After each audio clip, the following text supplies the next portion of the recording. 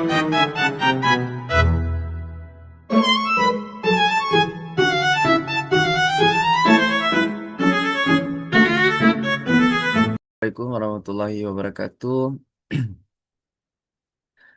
Kami dari kelompok 7 ingin mempresentasikan uh, analisis dari kasus kecurangan khusus pada BUMD Bedermaga.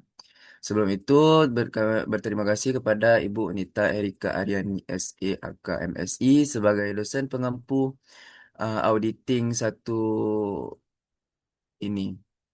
Nah, sebelum itu, next.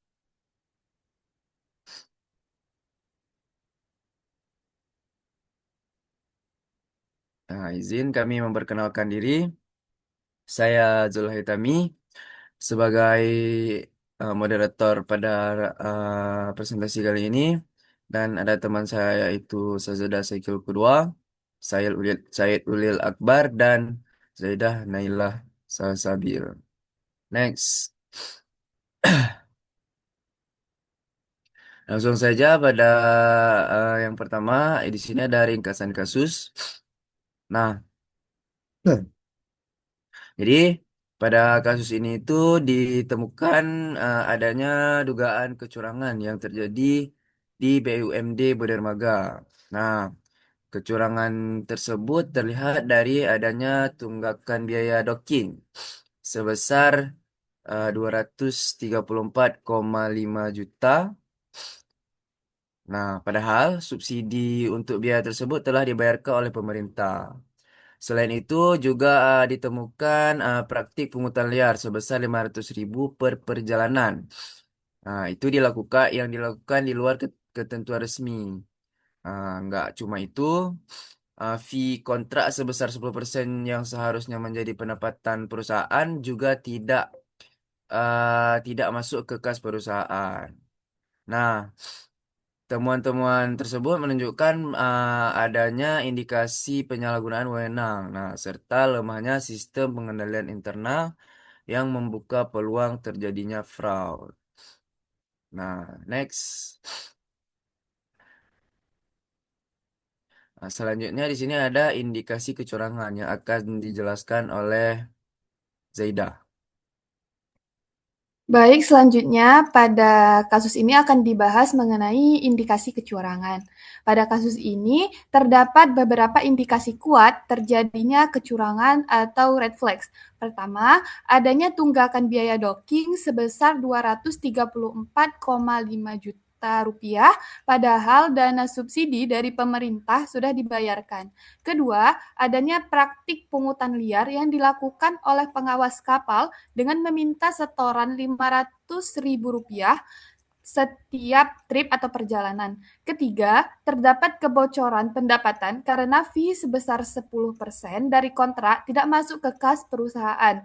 Selain itu, hubungan keluarga antara direktur utama dan pengawas kapal menimbulkan konflik kepentingan yang menunjukkan lemahnya sistem pengendalian internal perusahaan. Next slide.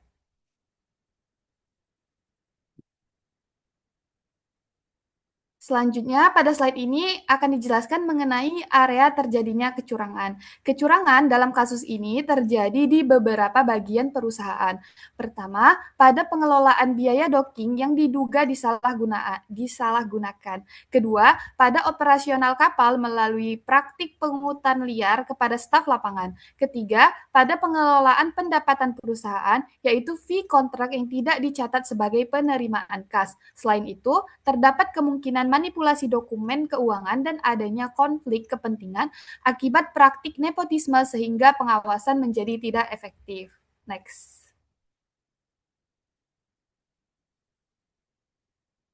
Selanjutnya ada langkah pembuktian kecurangan.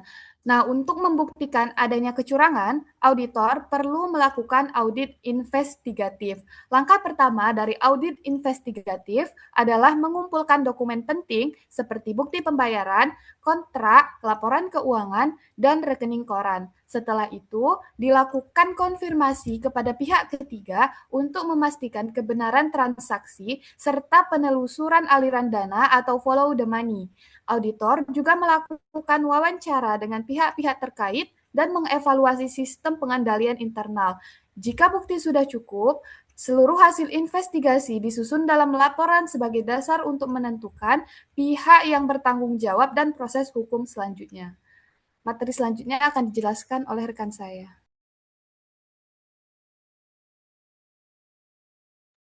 Baik, di sini saya akan menjelaskan terkait kerugian BUMD. Pada kasus BUMD Dermaga terdapat beberapa kerugian yang dialami perusahaan akibat dugaan kecurangan yang terjadi. Yang pertama, terdapat tunggakan biaya docking sebesar 234,5 juta kepada dok perkapalan MC. Padahal dana untuk biaya docking tersebut sudah dibayarkan oleh pemerintah melalui subsidi angkutan pelayaran perintis. Kedua, terdapat kerugian akibat praktik pungutan liar yang dilakukan oleh pengawas kapal. Setiap trip kapal yang dikenakan pungutan sebesar 500.000 dan dilakukan 6 kali dalam sehari. Jika berlangsung dalam jangka panjang, jumlahnya dapat mencapai ratusan juta rupiah dan tentu merugikan operasional ke perusahaan. Ketiga, perusahaan kehilangan pendapatan dari fee kontrak sebesar 10% yang seharusnya masuk ke kas perusahaan. Namun berdasarkan temuan, dana tersebut tidak tercatat sebagai pendapatan perusahaan sehingga menyebabkan kebocoran penerimaan perusahaan. Selain kerugian finansial, BUMD juga mengalami kerugian non-finansial berupa menurunnya reputasi dan kepercayaan masyarakat, pemerintah daerah, dan mitra bisnis terhadap pengelolaan perusahaan. Jika kondisi ini terus berlanjut, maka dapat mengganggu keberlangsungan usaha dan berpotensi merugikan keuangan negara. Selanjutnya, pihak yang bertanggung jawab. Dalam kasus ini, terdapat beberapa pihak yang dimintai pertanggungjawaban sesuai tingkat keterlibatannya. Pertama adalah Bapak Frans yang diduga melakukan pungutan liar terhadap operasional kapal. Sebagai pelaku langsung, beliau bertanggung jawab atas praktik pungli yang menyebabkan kerugian bagi perusahaan dan pegawai. Kedua adalah Bapak Abdi, selaku Direktur Utama BUMD. Apabila dari hasil audit investigatif terbukti bahwa beliau mengetahui, membiarkan, dan memerintahkan dalam penyimpangan tersebut, maka beliau juga harus bertanggung jawab atas kerugian yang terjadi. Sebagai pimpinan perusahaan, direktur memiliki tanggung jawab dalam menjalankan fungsi pengawasan dan memastikan tata kelola perusahaan berjalan dengan baik. Selain itu, pegawai atau pihak lain yang terbukti menutupi atau menikmati hasil dari tindakan kecurangan juga dapat dimintai pertanggungjawaban sesuai ketentuan hukum yang berlaku. Oleh karena itu, tanggung jawab dalam kasus ini tidak hanya dibebankan kepada pelaku utama, tapi juga pada pihak-pihak yang turut terlibat maupun lalai dalam menjalankan fungsi pengawasannya. Selanjutnya akan dijelaskan oleh teman saya.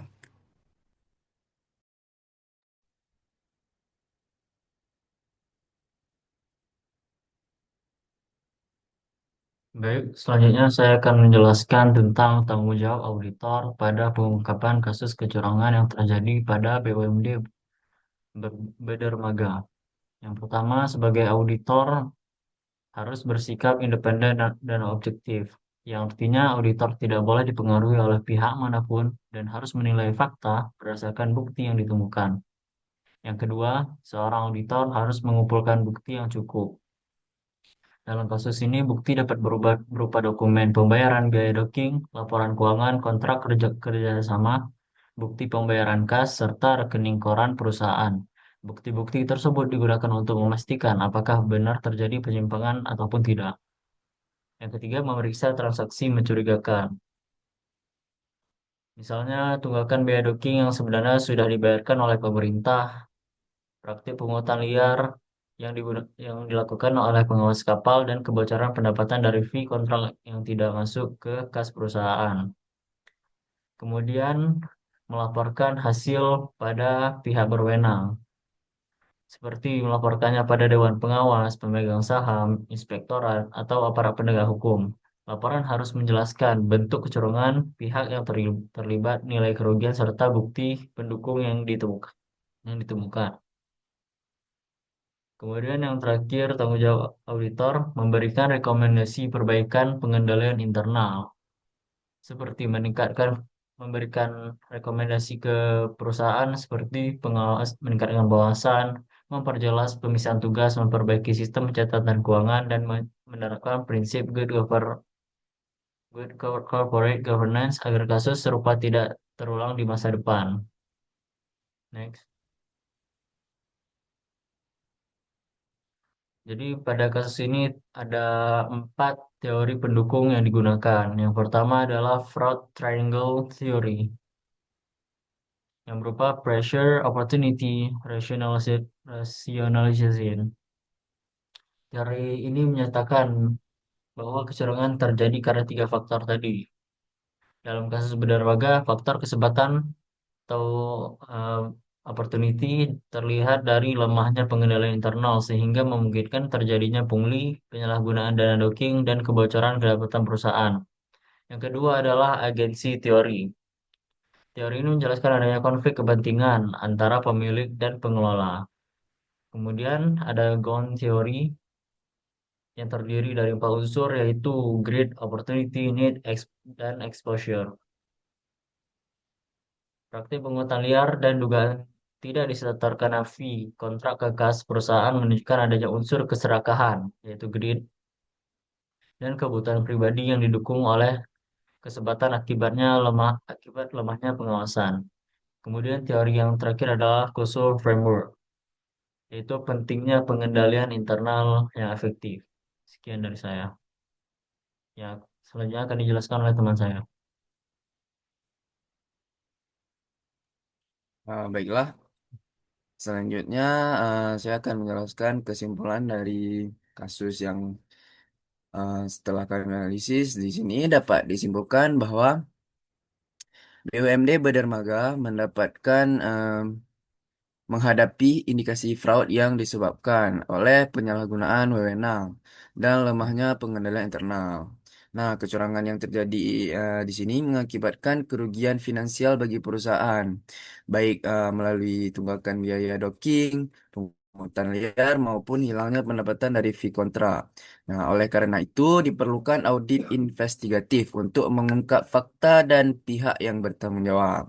Selain itu, penerapan Good Corporate Governance juga atau GCG, serta penguatan sistem internal control atau pengendalian internal sangat penting untuk mencegah terjadinya kasus serupa di masa yang akan datang.